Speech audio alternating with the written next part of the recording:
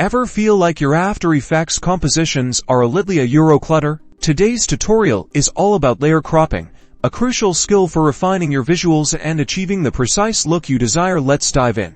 First, start by selecting the layer you want to crop in your timeline. Then head over to the Effects and Presets panel. This panel can be found on the right or in the Windows tab at the top. In the Effects and Presets panel, type in crop into the search bar. This will bring up the crop effect we'll be using as the primary method for manipulating our layers. Double-click it to add the effect to your selected layer. Now, let's look at the Effect Controls panel.